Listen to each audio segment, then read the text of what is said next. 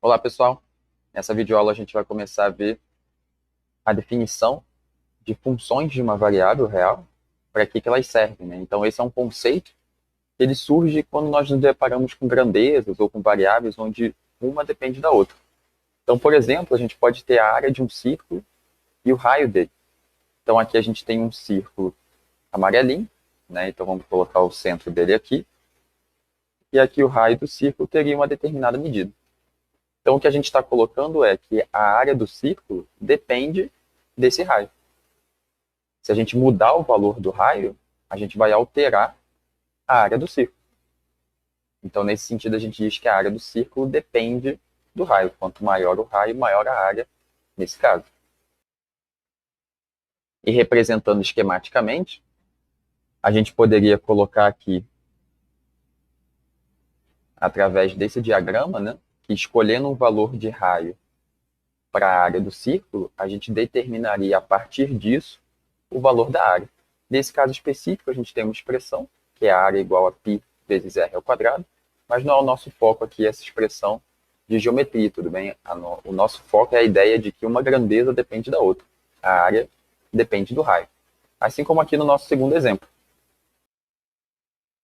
Então vamos pensar aqui que a gente tem um triângulo equilátero em azul e escolhendo o valor do lado, o comprimento do lado desse triângulo, a gente determina a partir disso o perímetro desse triângulo, que é a soma do comprimento dos três lados do triângulo, que nesse caso vai ser 3 vezes o valor do comprimento, né? 3 vezes o valor de L. Mas a gente tem essa mesma ideia de dependência. A gente tem que o perímetro do triângulo depende do valor de L que a gente fixa, do valor do comprimento desse lado.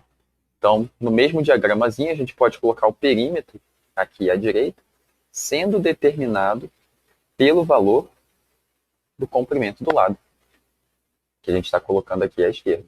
Nesse caso aqui especificamente, o perímetro seria 3 vezes do lado, mas, mais uma vez, a gente não está fixando aqui, né, não está focando nas expressões de geometria, só na ideia de que uma grandeza depende da outra. Do mesmo jeito que aqui no nosso terceiro exemplo, a gente pode ter um objeto em deslocamento, em que a gente está observando a posição dele e um instante de tempo, em que a gente está, digamos assim, registrando ou cronometrando esse deslocamento. Então, se a gente tem um veículo, né, digamos um carro, que sai de Apucarana, pega uma determinada estrada, por exemplo, para Curitiba, e ele está andando a 40 km por hora. Então, a gente pode criar uma associação entre essas variáveis e dizer que a posição do objeto depende do instante de tempo que a gente fixa. Por exemplo, no início da viagem, no instante de tempo zero, ele estaria na posição Apucarana, que pode ser convencionada ali como a posição zero. Então, depois de 2 horas, ele vai estar numa posição de 80 km, mantendo, né, supondo aqui, essa velocidade constante. E depois de 3 horas, e depois de 4 horas, ele vai estar numa posição diferente, mantendo essa velocidade constante ou não. Então, independente da expressão, né, que a gente consiga encontrar para a posição em função do tempo, o importante é que essa ideia, né, que fixado um instante de tempo, a gente teria a posição determinada a partir disso. Né? O valor da posição é determinado a partir do instante de tempo que a gente fixa. E aqui um exemplo talvez um pouco mais cotidiano, né? Um pouco mais próximo do nosso dia a dia. Vamos supor que a gente está fazendo um churrasco, a gente está organizando um churrasco, e a gente vai comprar uma quantidade de carne, né? Vamos supor aqui a quantidade de carne bovina, a gente vai chamar de Y, essa quantidade de carne, em gramas, por exemplo. E a gente vai determinar a quantidade de carne que a gente vai comprar a partir do número de pessoas que vão ser convidadas para o churrasco, que vão estar presentes. Então, aqui a gente tem a variável x, que é o número de pessoas convidadas. A partir disso, a gente determina a quantidade de carne y que a gente vai ter que comprar. Por exemplo, através de uma regra como essa, né? 200 gramas de carne para cada pessoa no churrasco. Então, mais uma vez, o nosso foco aqui é na ideia de que uma variável depende da outra, dentro de uma certa situação, e é essa a ideia por trás da nossa definição de função, que a gente vai colocar agora no nosso quadro. Então, aqui nós temos a definição de função.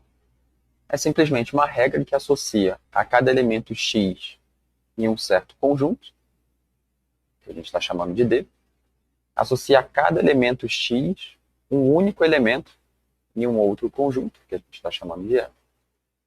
E esse elementozinho, Y, a gente está chamando, né, a gente pode chamar de f de x. E esse conjunto D, ele vai ser chamado de domínio dessa função. Então, algumas definiçõezinhas a mais, tá? Mais alguns termos aqui que a gente usa na hora de discutir ou de estudar funções.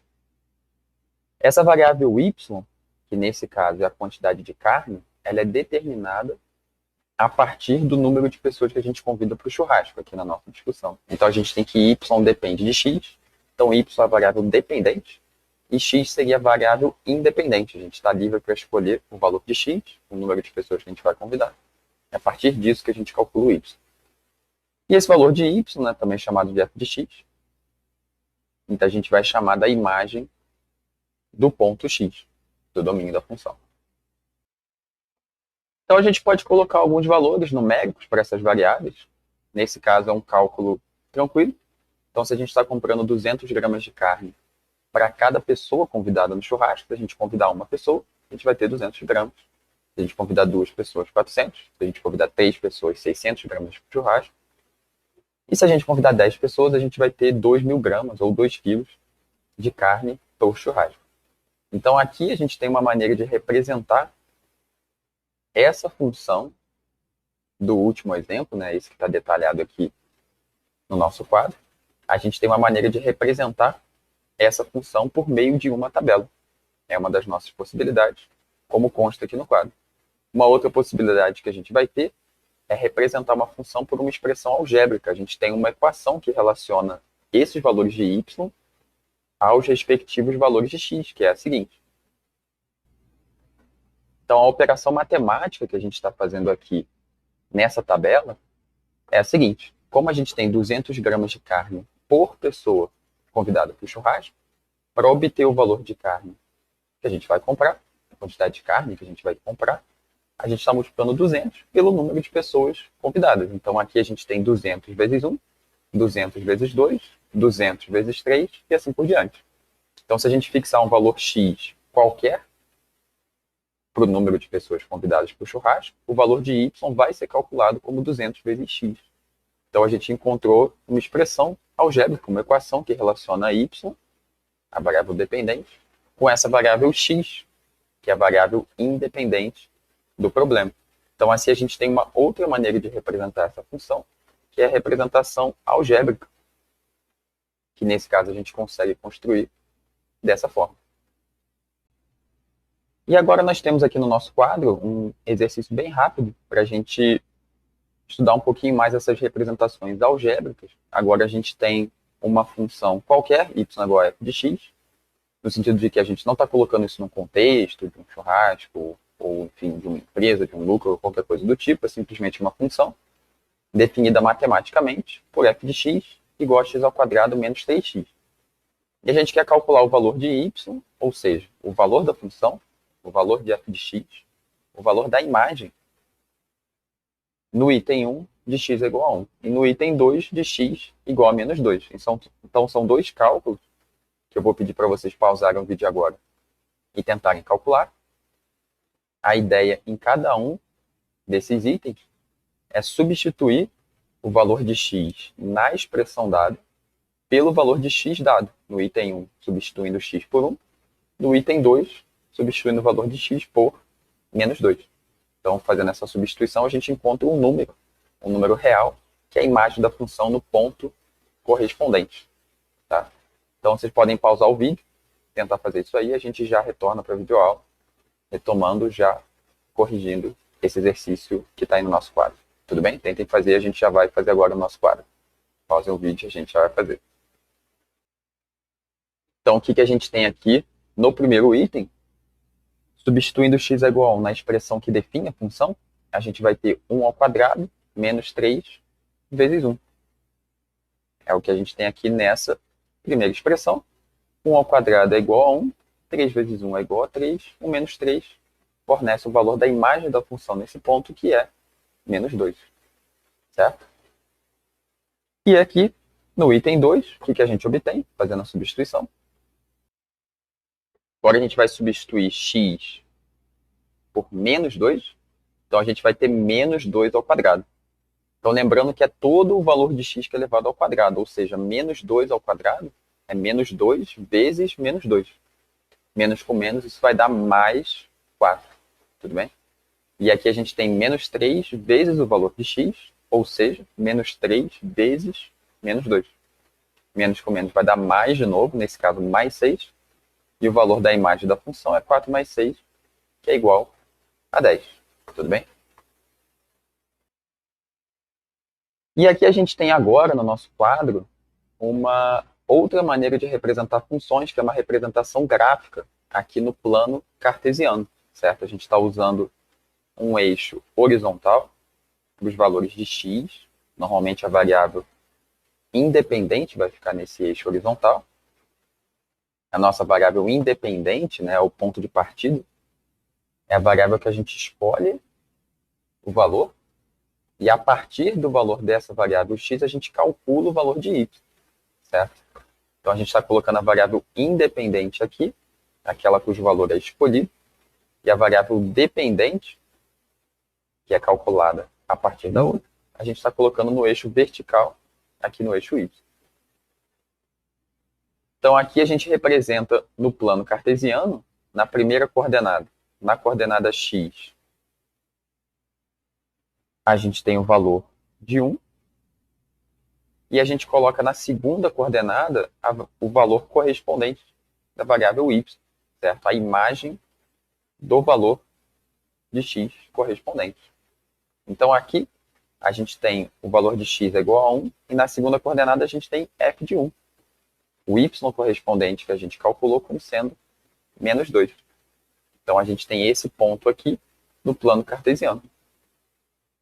No ponto 1, e aqui a gente tem o valor de menos 2 marcado no eixo y, certo? 2 unidades para baixo, porque esse valor ele é negativo. Então com isso a gente consegue marcar no plano cartesiano um pontinho que representa uma relação dessa da função, né? Uma relação, no caso de um ponto do domínio, com a sua imagem correspondente. E aí, com isso, a gente consegue construir o gráfico da função, que é o conjunto de todos os pontos desse tipo. Se a gente repetir essa ideia da marcação desse ponto para todos os pontos do domínio da função, e aqui a gente vai estar usando o domínio de toda a reta dos números reais, certo? Todos os números reais x, podendo ser inseridos ali na variável x. Se a gente repetir isso para todos os valores de x, a gente vai obter um conjunto de pontos no plano, que vai ser um traçado, uma curva, que nesse caso é uma parábola, conforme consta agora no nosso quadro negro, certo?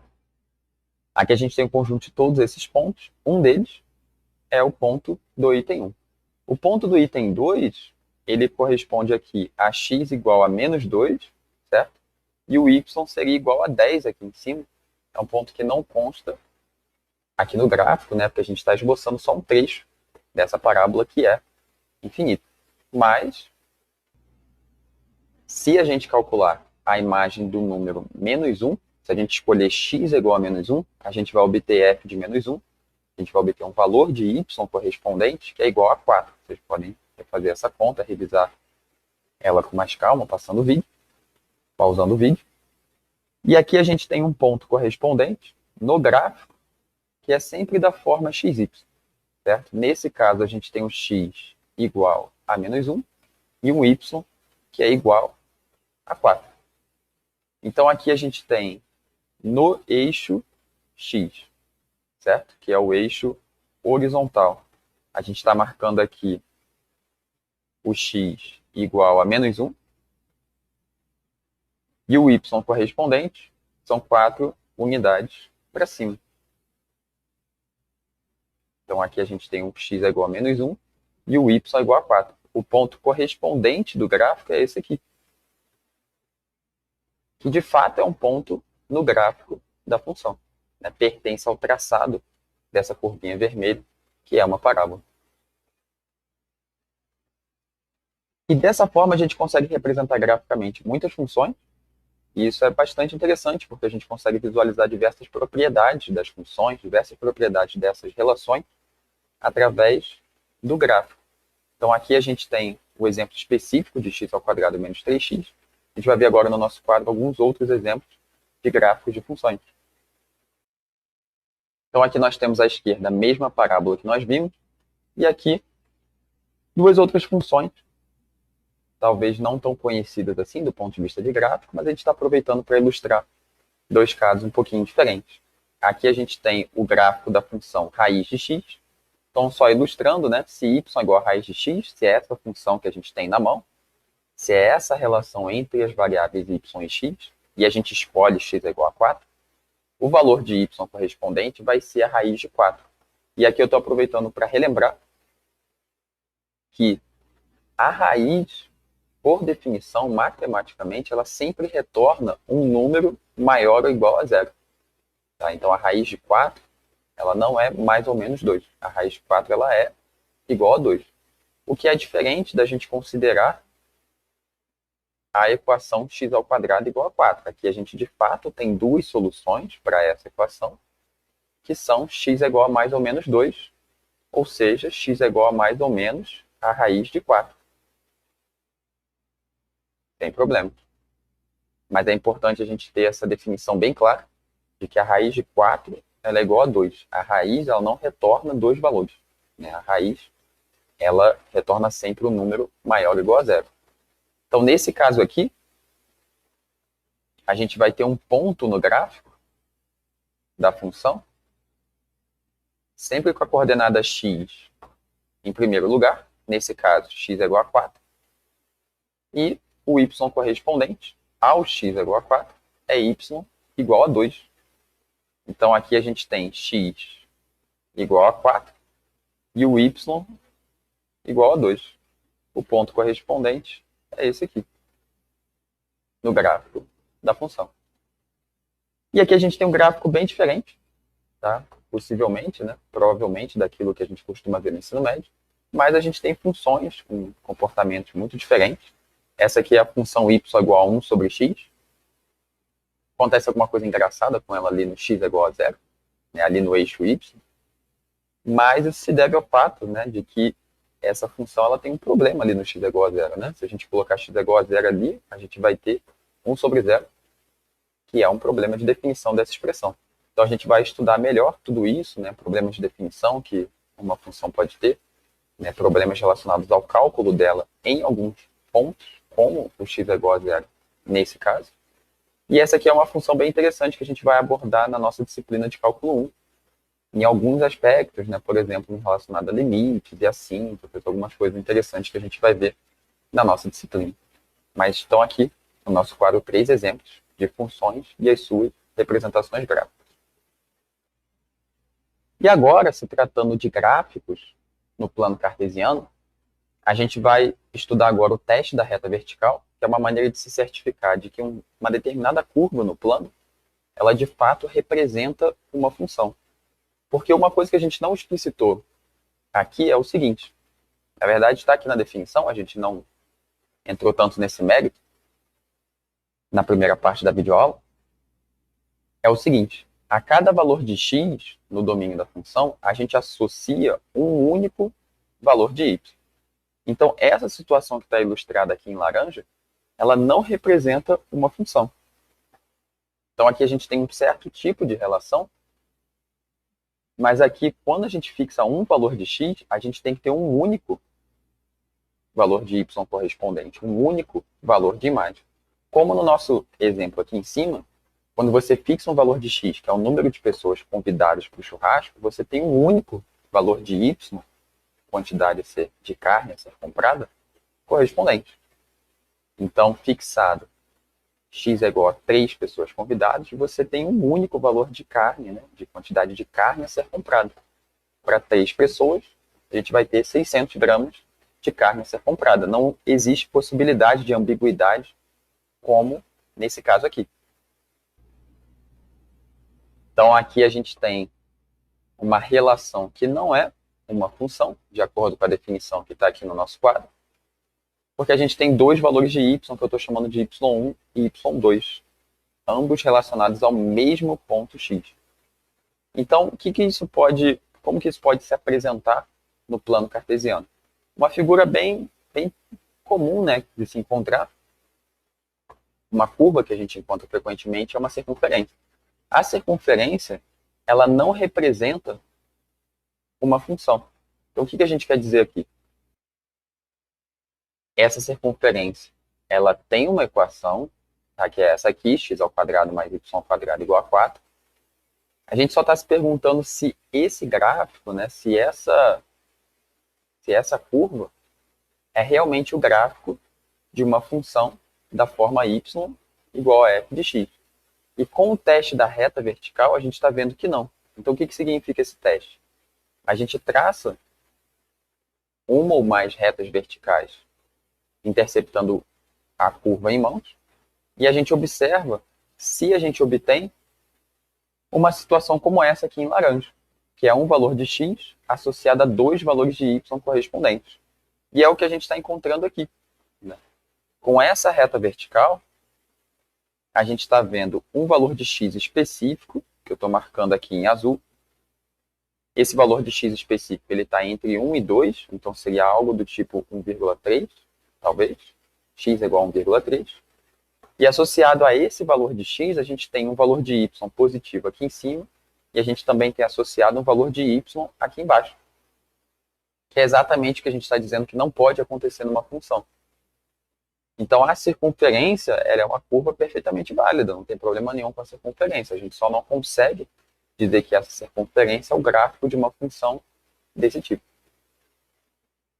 Diferente aqui desse gráfico que a gente está colocando já como gráfico dessa equação, que ela já está na forma y igual a f de x, aqui no nosso quadro, e é algo que o teste da reta vertical também vai mostrar para a gente. Qualquer que seja a direção em que a gente coloca essa reta vertical, ou seja, qualquer que seja o valor de x que a gente escolhe, a gente vai ter sempre um único valor de y correspondente aqui nesse gráfico. Então, a gente não observa o problema que a gente está vendo aqui. Então, aqui a gente tem